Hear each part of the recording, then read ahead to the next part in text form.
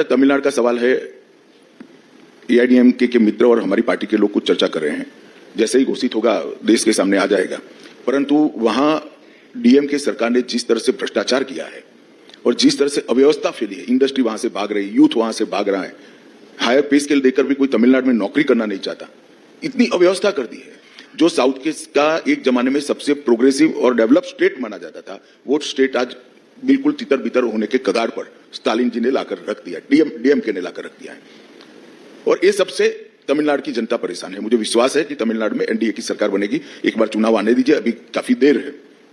बहुत सारा जनता का संकल्प जब तमिलनाडु में जाते हैं तो दिखाई पड़ता है। मैं विगत 2-1.5 महीने में 3 दिन जाकर आया हूं, डिटेल प्रवास किया है मैंने, 4 जिलों में गया हूं। मैं बताता हूं वहां की पल्स जो है एडीएम की सरकार को उखाड़ फेंकने की। लेकिन लोकसभा चुनाव में तो बहुत ज्यादा सक्सेस आपको नहीं मिला था। किस बेसिस पर आप इतने ऑप्टिमिस्टिक हैं? काउंटिंग होगा तो बेसिस मालूम पड़ ही जाएगा, मगर नाविका जी ये लीक कर रखेगा, काउंटिंग के दिन मुझे फोन करिएगा, वहां एनडीए की सरकार अच्छे बहुमत के साथ बनने जा रही है। आप इसलिए कह रहे हैं क्योंकि न्यू एजुकेशन पॉलिसी तमिलनाडु की सरकार ने अडॉप्ट करने से मना कर दिया है, उस पर एक बहुत बड़ा स्टैंड ऑफ है, इसका कोई हल है?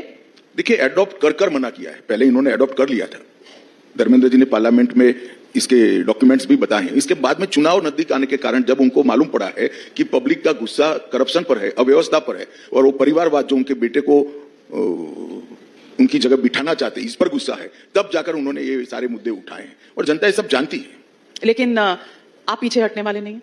देखिए, कॉम्प्रोमाइज? कोई पीछे हटने की जरूर नहीं है। ये पहली एजुकेशन पॉलिसी है जिसमें प्राइमरी एजुकेशन मातृभाषा में हमने करने का प्रस्ताव रखा है। तमिलनाडु में जब ये अप्लाई होता है तो तमिल में पढ़ाया जाता है। ये पहला एजुकेशन पॉलिसी है जिसमें टेक्निकल एजुकेशन, मेडिकल एजुकेशन स्थानीय भाषा में पढ़ाने की छुट्टी है। तो वो तमिल, मैं तो उनको कहता हूं तुम इधर उधर करे बगैर मेडिकल और इंजीनियरिंग की टेक्स्ट बुक का अनुवाद तमिल में करो, वो नहीं करते हैं। और मैं उनको पूछना चाहता हूं, सीयूईटी की परीक्षाएं पहले 1-2 ही भाषा में ली जाती थी, अंग्रेजी और हिंदी, अब 13 भाषा में ली जाती है। इंजीनियरिंग की शिक्षा तेलुगु, मराठी, बंगाली, मलयालम, गुजराती सब में चालू हो गई, तमिलनाडु में नहीं होती है।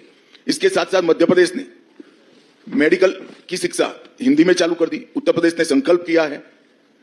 तमिलनाडु के रेलवे स्टेशन पर अब तक तमिल भाषा में घोषणा नहीं होती थी, अब हो रही है। अब तक सीएपीएफ के एग्जामिनेशन 2 ही भाषा में होते थे, अब तमिल में भी हो रहे हैं, 13 भाषाओं में हो रहे हैं।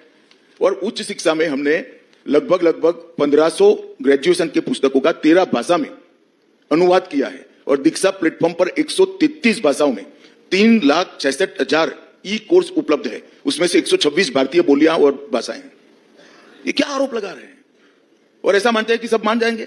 हम भी फील्ड में जाएंगे, तमिलनाडु की जनता को बताएंगे तमिल विरोधी है तो डीएमके सरकार है जो मेडिकल और इंजीनियरिंग में तमिल में नहीं पढ़ाती।